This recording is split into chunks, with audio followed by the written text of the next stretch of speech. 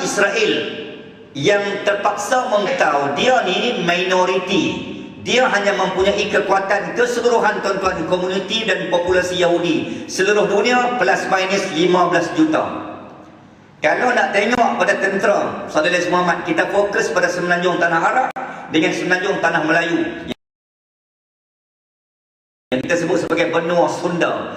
Kekuatan dan kepulauan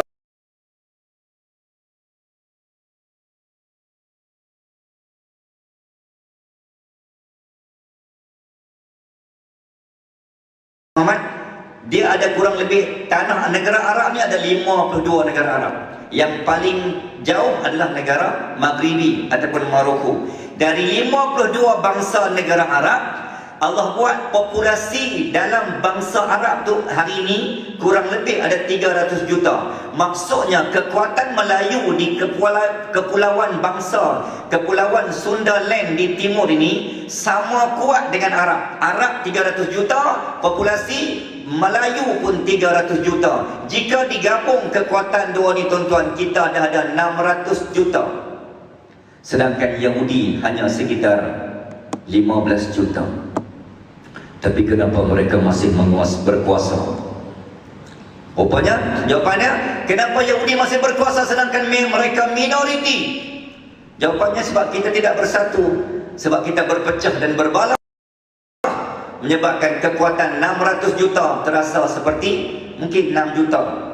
Sebab tu Yahudi berani, Muslimin dan Muslimat. Sebab tu Nabi kata, hadis yang dibawa daripada Thauban radhiyallahu ta'ala anhu arda, satu hari nanti kalian ramai, hampa ramai satu hari nanti, tetapi ramai hampa seperti buih di lautan, pegang tak melekat. Maksudnya Islam ramai dari segi kuantiti, tapi kualiti no, tak ada apa. Tak ada apa yang boleh diharap pada bangsa Melayu, pada umat Islam secara umumnya. Nabi dah bagi gambaran. Okey, so Muslimin dan Muslimat, bila datangnya bangsa Yahudi Zionis yang telah pun murtad daripada keturunan Yahudi ini, mai dengan satu misi, iaitu The Greater Israel, penubuhan negara haram. Sebab mereka ni dihalau.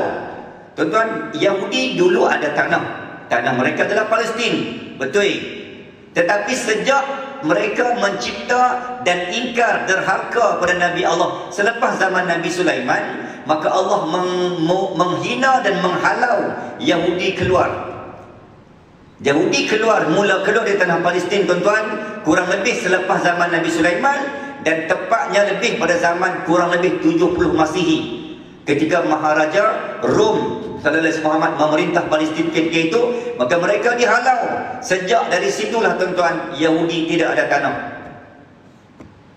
Bila berjalan mencari kat mana tumpang simpati, kat mana negara, kat mana pemimpin yang boleh bagi tumpang kesian, tumpang bermalam, sampailah ke tanah Melayu. Tumpang Inggeris Sir Francis Lakmai ke Pulau Pinang 24 Ogos 1786. Yahudi pun sebahagiannya tumpang. Sebab tu di Penang ada tanah orang Yahudi sampai hari ini, sebab menumpang tak ada negara.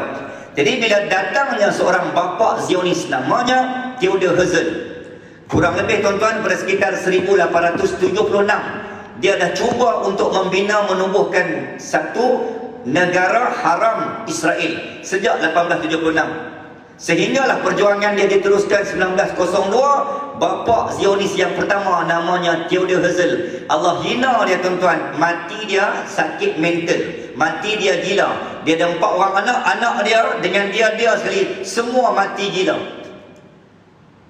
Itu tanda bukti di mana siapa yang cuba menghancurkan Islam, Allah akan menghina kehidupan dia. Tuan-tuan ingat, tuan-tuan tengok sebelum Benjamin Netanyahu, nama presiden dan kita kata Saudara Muhammad ayahanda Yahudi Israel, siapa dia? Ariel Sharon. Ariel Sharon bekas presiden Israel. Tuan-tuan tengok, Perdana Menteri Israel sebelum Ariel Sharon, sebelum Benjamin Netanyahu, sebelum tu ada orang lain. Saudara Muhammad, sebelum tu Ariel Sharon. Ariel Sharon ni memerintah pada zaman Yasir Arafat, pemimpin Palestin, kalau tuan-tuan masih ingat. Tuan-tuan tengok, ketika Ariel Sharon ni hidup dia, berat dia 115 kilo. Orang besar, orang besar, body besar. Tuan-tuan tengok, ketika dia mati, Jasad dia seberat 15 kilo. Dari 115 tinggal 15 kilo. Dan semua organ dalaman anggota badan dia merepuk, mengecut sehingga tinggal 15 kilo. Itu tanda Allah menghina. Ini tak tengok lagi Benjamin Netanyahu tak mampu-mampu, ini tak tahu apa yang Allah nak buat dengan dia. Tapi pasti dan pasti dia akan mati terhina. Okey, kembali. Jadi bila dia mai untuk membina dan menubuhkan negara haram Israel, dia tahu dia tak kuat.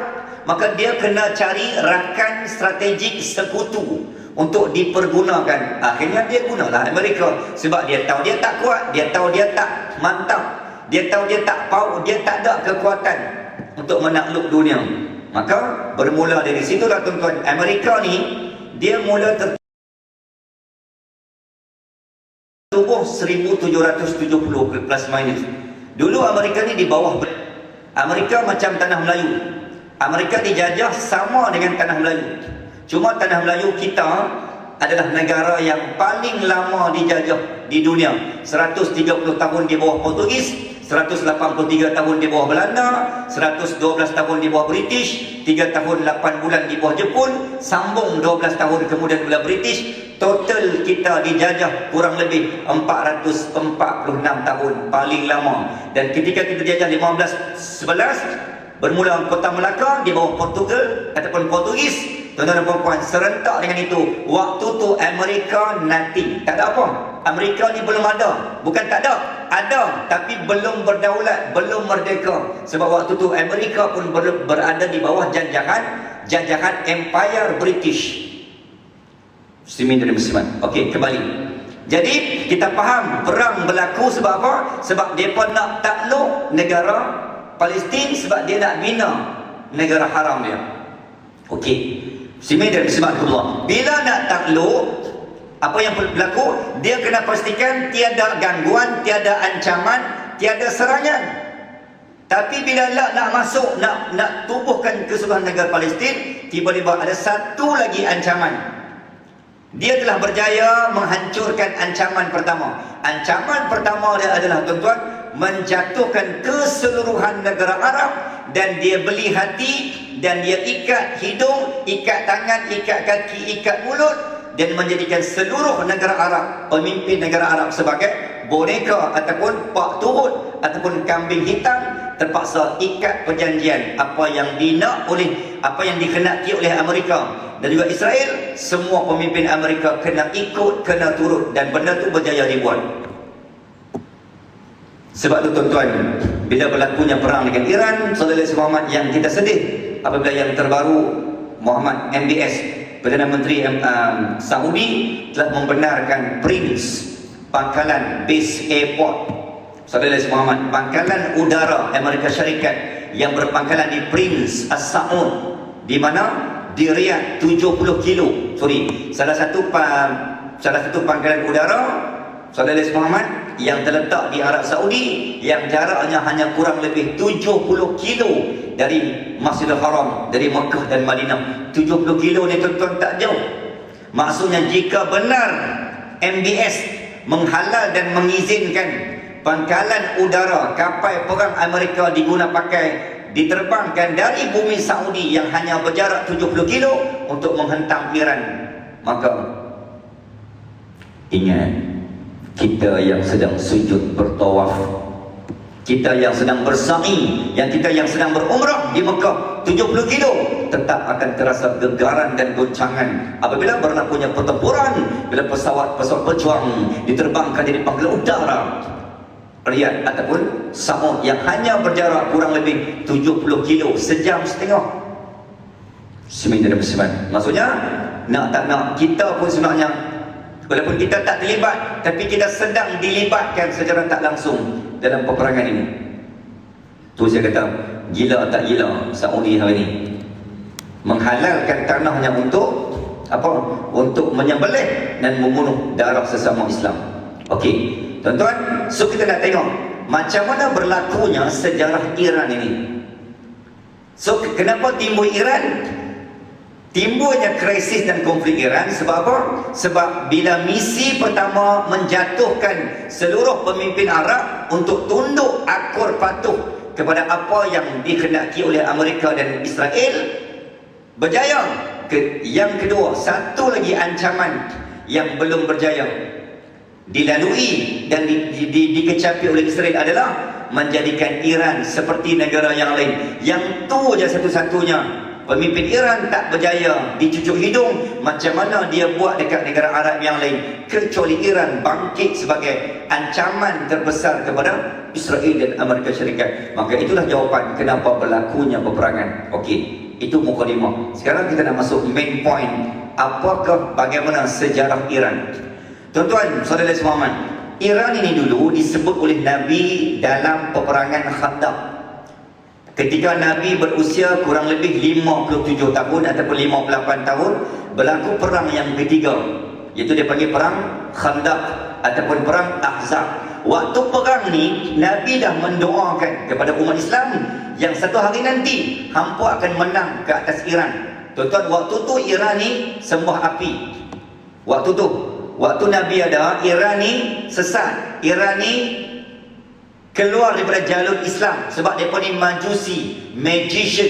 Lahirlah perkataan David Copperfield magic, sebab dia guna api, dia guna sihir. Waktu Nabi ada ni, Iran masih dipegang oleh, kita kata, fahaman agama dia adalah, kiblat dia adalah, saudara Muhammad bermazhabkan majusi, sembah api. Disebabkan Iran ni dia tanah yang berpotensi, jika hang dapat kuasai dia, maka engkau akan dapat kuasai dunia.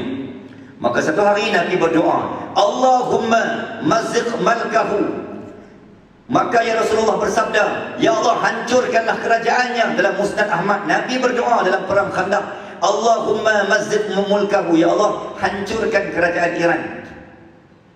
Ingat, bukan Iran hari ini, Iran pada zaman Nabi yang menyembah api. Ringkaskan kisah, muslimin dan muslimat, ibu-ibu dan ayah yang akhirnya selepas kewafatan Nabi, Nabi tak sempat melihat, berlakulah peperangan. Dia panggil dua jenis perang, perang Al-Qadisiyah dan perang Nahawan. Berlaku sekitar 636 Masihi dan fasa kedua 642 Masihi. Dan kita tuan-tuan dan puan-puan, maksudnya Nabi wafat 632 Masihi. Kurang lebih 10 tahun selepas Nabi wafat, keseluruhan negara Iran yang dulunya namanya Persia. Sebab apa Persia? Sebab di situ ada orang Parsi, bangsa Parsi. Jadi tanah Parsi ni dulunya majusi, sesat, jahiliah, sembah patung, sembah api, sembah kita kata sembah makhluk-makhluk selain daripada Allah Azza wa Jal. Dia tak sama macam Arab jahiliah. Arab jahiliah dia sembah patung, tapi geng Parsi ni sembah api. Okey. Sehinggalah tuan-tuan dan puan-puan, muslimin dan muslimat, bila berlaku peperangan Al-Qadisiyah dipimpin oleh Sa'ad bin Ibn Waqqas, yang waktu tu tangannya hampir kudung, tapi tetap masih memenangkan Islam jadi itu. Maka 642 Sayyidina Umar Al-Khattab yang menjadi khalifah umat Islam ketika itu, di belakangnya adalah pemimpin dan panglima perang, antaranya tidak lain dan bukan adalah Saudara Muhammad Sa'ad bin Ibn Waqqas, yang merupakan sniper tepat, pemanah tepat.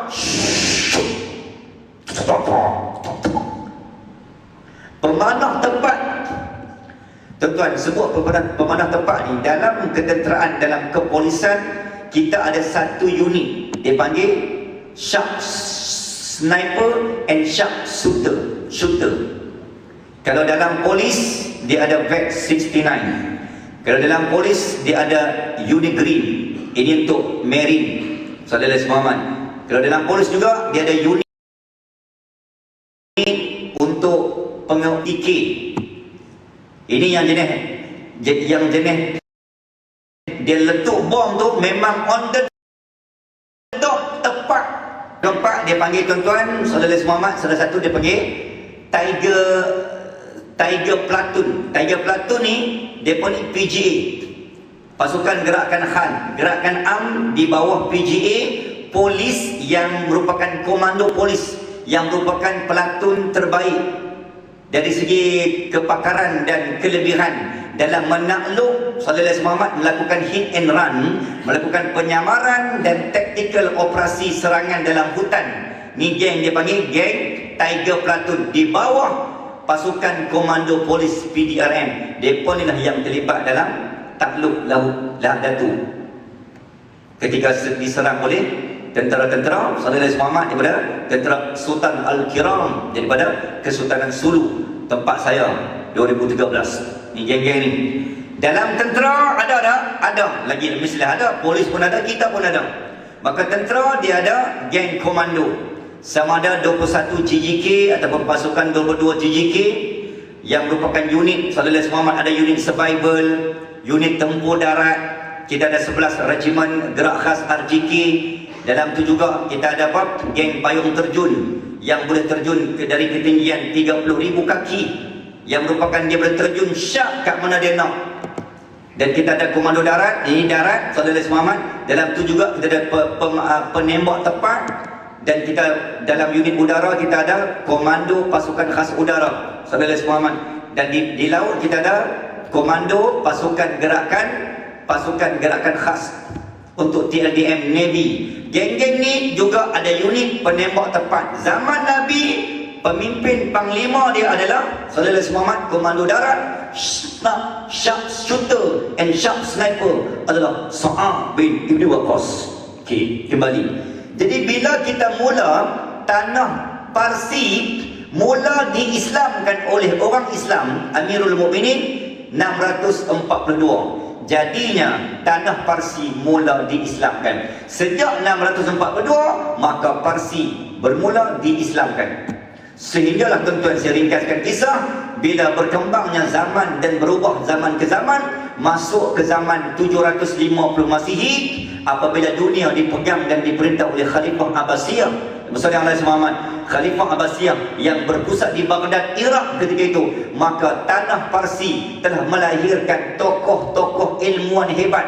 Yang anak yang kita belajar antaranya Imam Bukhari. Apa lagi? Bangsa Parsi. Siapa lagi tuan-tuan dan puan-puan? Imam At-Tirmizi, Imam An-Nasai, geng-geng perawi hadis, geng-geng orang Parsi. Masuk ke zaman tokoh-tokoh ilmuwan, Al-Farabi, Al-Kindi, Al-Khwarizmi, Ibn Sina. Ni geng-geng tokoh ilmuwan, tu orang Parsi yang menghasilkan teori-teori akademik.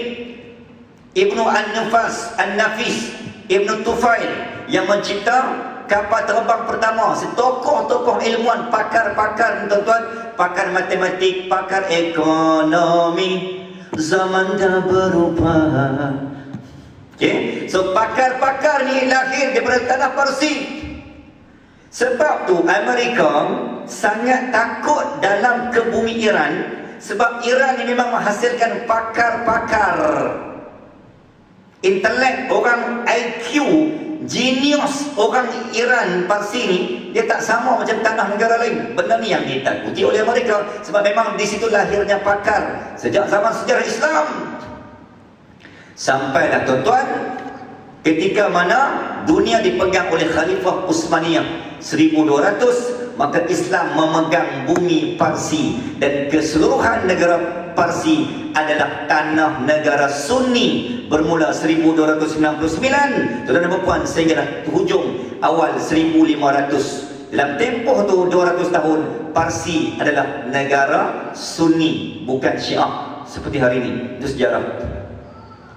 Sehinggalah datang seorang pemimpin muda namanya Syekh Ismail. Dia ni lah tuan-tuan yang mula mencipta onar, membina pengaruh influencer yang sesat. Bermula daripada penyokong politik, bermula daripada sokongan politik, akhirnya bertukar menjadi sokongan akidah, sokongan agama.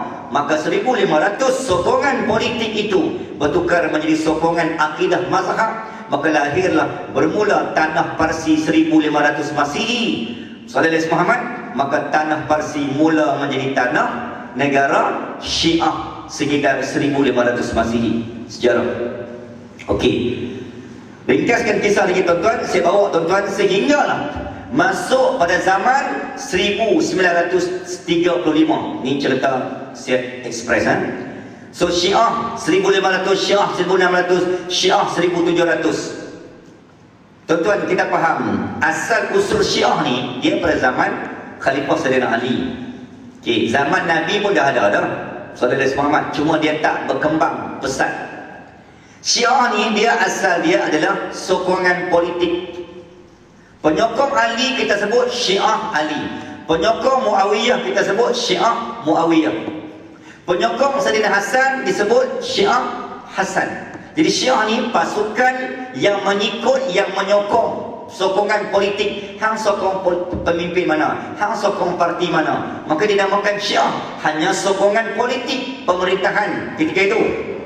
Tetapi dari makin lama dah masuk elemen dan unsur agama dan taksub pada politik agama itu pemimpin, maka lahirlah dari ketaksuban politik menjadi ketaksuban mazhab aliran agama. Maka bermulalah Syiah itu bertukar menjadi sokongan politik kepada sokongan mazhab aliran yang sesat. Asalnya hanya sokongan politik semata-mata.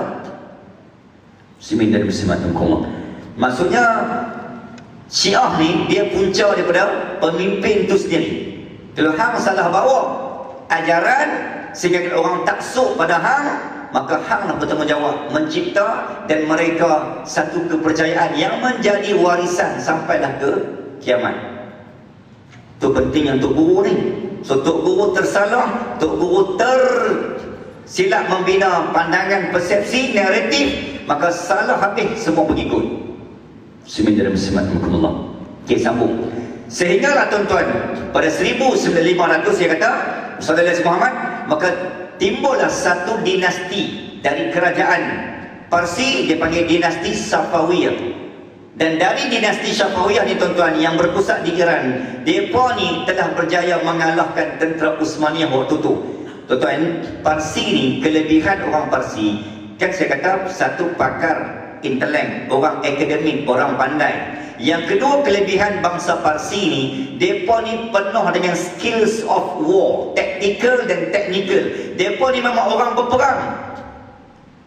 Bahkan ketika Nabi lawan dalam perang Khandaq, Nabi pinjam, Nabi import idea orang Parsi.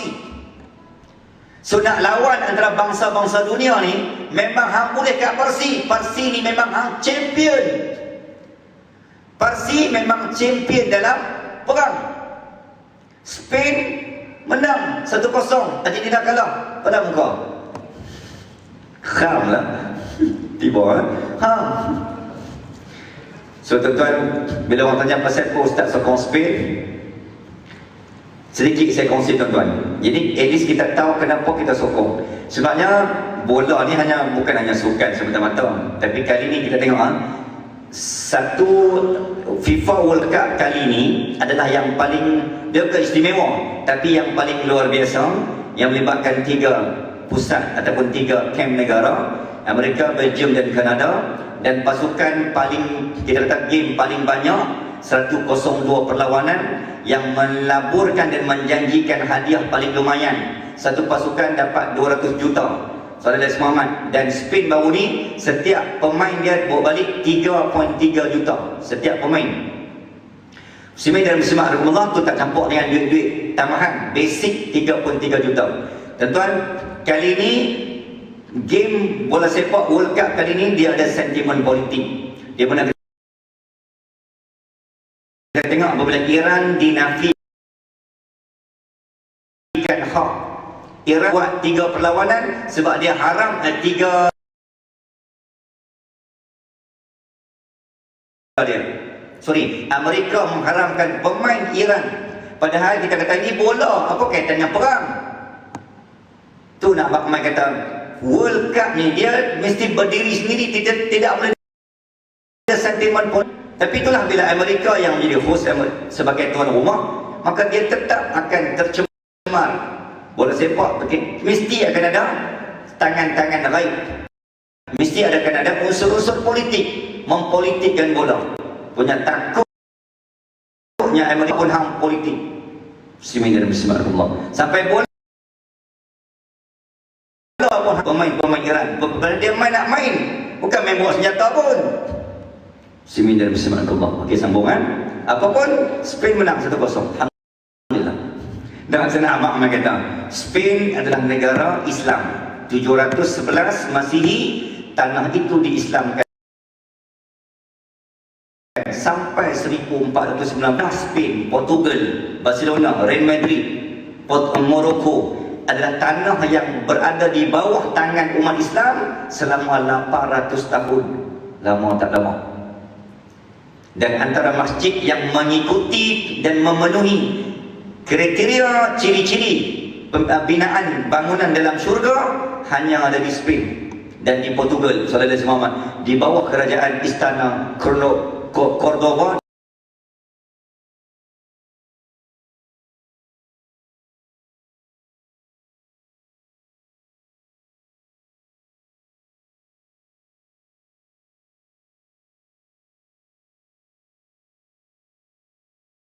Dari segi ranking umat Islam paling ramai, dia ada kurang lebih 92.9 juta populasi umat Islam, Saudara Muhammad, 92.9 juta penduduk, yang merupakan ranking yang ke-7, di mana Turki berada di tangga yang ke-8, Saudara Muhammad, selepas Iran. Dari 92.9 juta, maka sejak 1500 negara Parsi, tuan-tuan, adalah negara yang total dulunya adalah Sunni, yang telah bertukar mazhab kepada Syiah sekitar 1500 Masihi sampailah hari ini. Okey.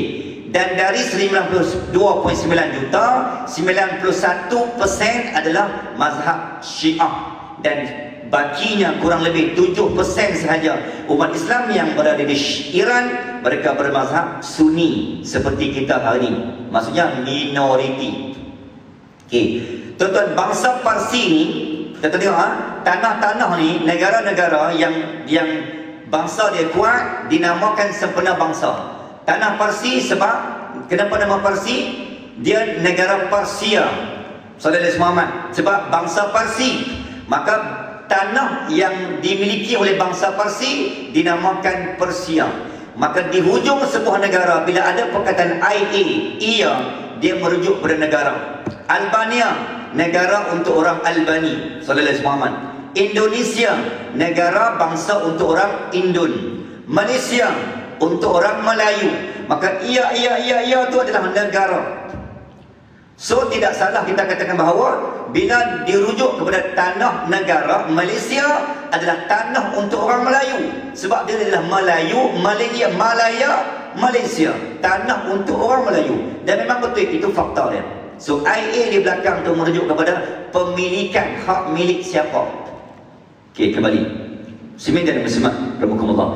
Jadi bila negara Iran, tuan-tuan dan puan, negara Parsi, sehinggalah tuan-tuan, bila ada potensi kekuatan, saya kata tadi, dia ada orang cerdik, intelek. Jadi Amerika dan Israel nampak dah potensi yang ada pada negara Iran. Iran ni ada 3 kekuatan. Yang pertama dari segi geografi, yang kedua dari segi potensi, yang ketiga dari segi ideologi yang menjadi identiti orang Iran.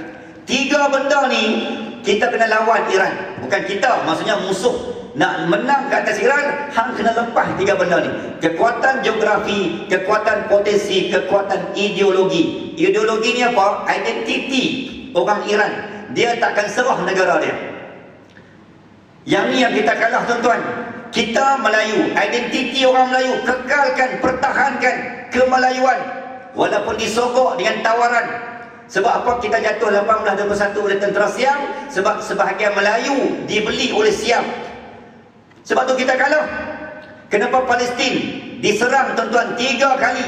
Sama dengan Melaka, diserang 3 kali. Kali pertama orang Melayu Melaka berjaya mempertahankan kemelayuan Melaka. Kita menang. Orang Palestin diserang 26 Mac 1917. Kali pertama diserang oleh British. British mati 2,000 orang.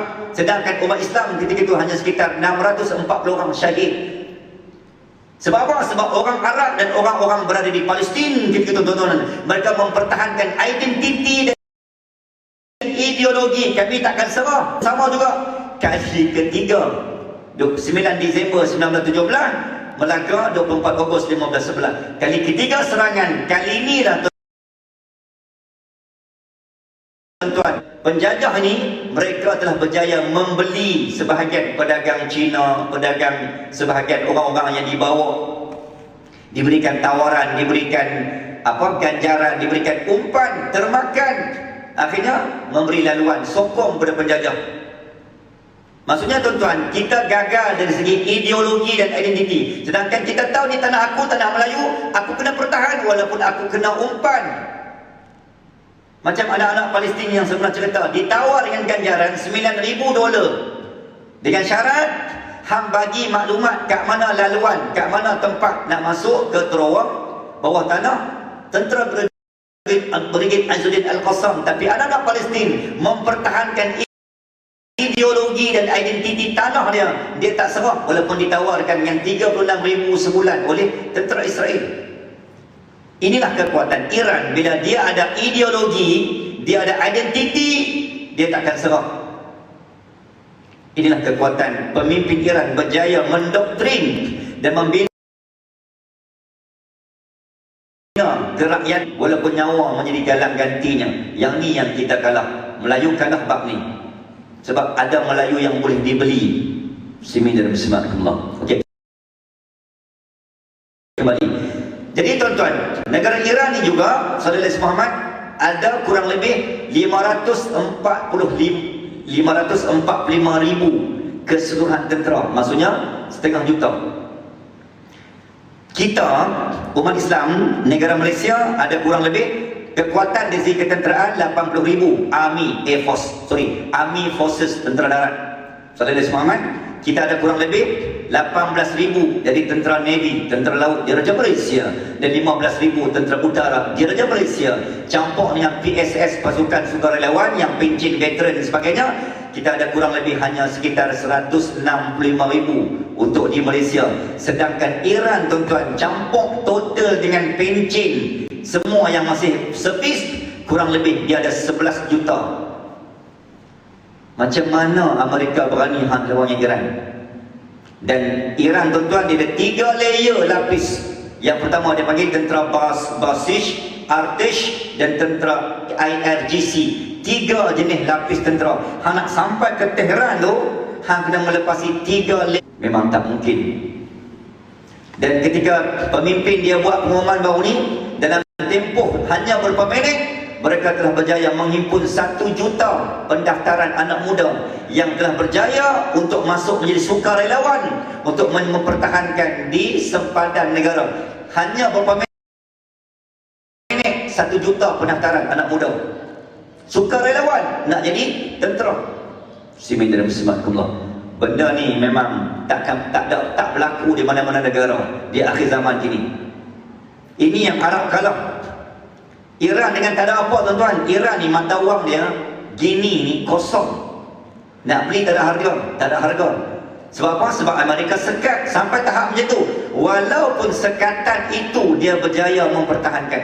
Tuan-tuan, antara lain kekuatan Iran, Saudara Muhammad, dia merupakan negara yang dikelilingi oleh keluasan Iran 1.65 juta kilometer persegi, bersamaan dengan 4 negara Iraq, 4 kali ganda.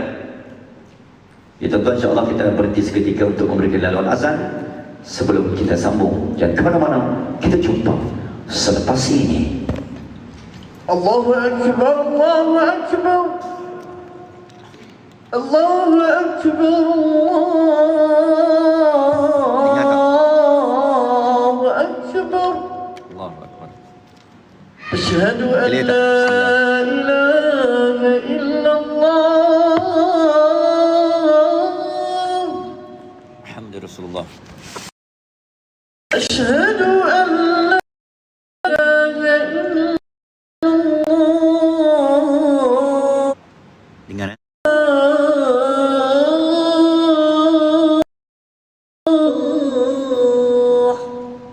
la haula wala Allahu akbar, Allahu akbar, Allahu akbar, la ilaha illallah, la ilaha Muhammadur Rasulullah. Yang ini setengah majlis saya buka slide, tapi di sini tak ada LCD, dia tak ada skrin, so tak ada lah. Kan ada video kat belakang, jadi nampak lebih clear lah.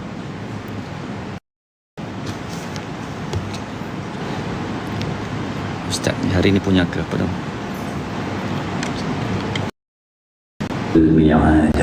Alhamdulillah, insyaAllah. Jadi insyaAllah mohon izin kita lanjutkan sedikit dalam beberapa minit lagi untuk kita tunaikan solat Isyak secara berjemaah untuk saya habiskan sedikit. Okey, so kekuatan yang ada pada negara Parsia di teknologi, bioteknologi dan kekuatan intelektual dan dibina dan sistem Kementerian Pendidikan Iran mewajibkan silibus di semua peringkat sejak tadika sampailah sekolah rendah, Salih Muhammad sekolah primary ataupun secondary level. Anak-anak sekolah di Kementerian Pendidikan Iran Parsi asalnya wajib ambil yang ketiga additional mathematics, yang keempat physics, yang kelima chemistry. Maksudnya anak-anak dia hang nak ambil bidang apa pun basic mesti ada 5 subjek ni. Pensyarah yang paling ramai di dunia yang memiliki PhD dalam bidang teknologi dan chemistry di Iran. Sebab tu mereka melahirkan, berjaya mencipta drone-drone yang harganya 35,000 yang boleh menjatuh dan menjahanamkan tentera dan pesawat F-15, F-16 Eagle Salih Muhammad yang berharga 80 juta, 100 juta kalah dengan 35,000. Sebab apa? Kami lawan dengan IQ, kami lawan, kami bukan lawan dengan duit. Ya betul, kami kalah dari segi duit, kami sekatan, kami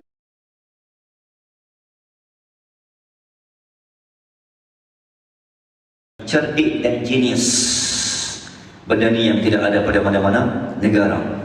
Jadi Amerika sebenarnya dia takut pada Iran sebab sistem pendidikan.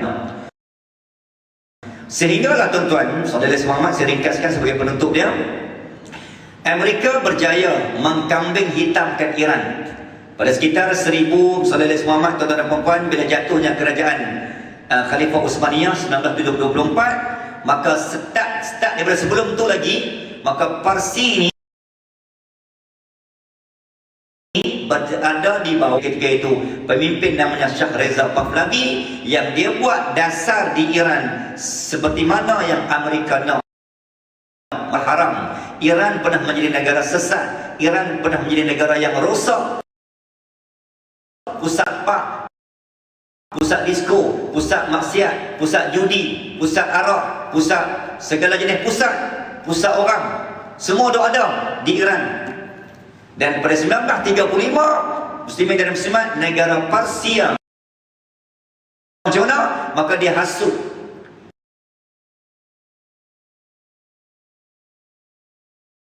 If you can, jika kamu tak berjaya menakluk, kamu try pujuk mereka. Itulah sentimen, itulah modul yang dibuat oleh Amerika dan juga Israel untuk menyaiko umat Islam satu dunia. Jangan sokong Iran sebab mereka adalah Syiah. Sentimen tu dimainkan. Sebenarnya memang betul, tapi kita tak sokong bab ibadat dia, kita tak sokong bab sembahan dia. Tapi dalam mempertahankan Palestin dan tanah Islam, yang tu wajib sokong sebab tak ada kaitan dengan sujud sembah solat dia. Kita tetap Islam, kita tetap Sunni dan kita tetap bermazhab Syafi'i dengan menyokong Iran, tak terganggu gugat akidah Muslimin dan Muslimat. Jadi tuan-tuan, inilah kekuatan yang perlu kita bina. Maksudnya Allah Muhammad bagi mengangkat kekuatan umat Islam, kerana tuan-tuan, satu-satunya benteng terakhir di tanah timur tengah adalah negara Parsia ataupun negara Iran ataupun negara Iran. Jadi kekuatan sebenarnya adalah terletak kepada gelombang kebangkitan. Jadi di mana ada gelombang kebangkitan Islam, di situ akan tibanya musuh yang penuh dengan tipu daya, serangan dan tentangan. Mudah-mudahan apa yang kita kongsi malam ni, Saudara Muhammad boleh mengangkat kembali kekuatan dan kebangkitan umat Islam agar untuk mempertahankan setiap inci tanah ini. Dan tanah ini tanah berdaulat, tanah ini tanah keramat. Hada wa billahi taufiq wal hidayah. Wassalamualaikum warahmatullahi wabarakatuh. Bismillahirrahmanirrahim. Allahumma inna nas'aluka 'ilman nafi'an wa 'amalan salihan mutaqabbalan wa rizqan wasi'an wa shifaa'an min kulli da'. Sallallahu alaihi sayyidina Muhammad wa ala sayyidina Muhammad walhamdulillahi rabbil alamin. Taqabbalallahu minna wa minkum. Taqabbal ya karim. Cantik tak slide ni? Kan